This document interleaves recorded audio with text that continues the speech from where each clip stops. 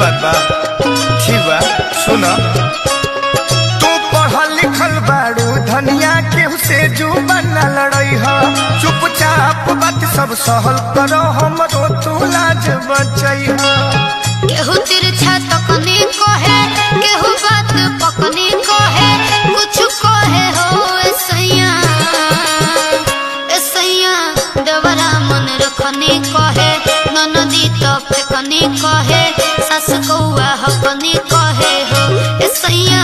देवरा मन रखनी कहे ननदी तो फेकनी कहे सास कौआ हकनी कहे हो।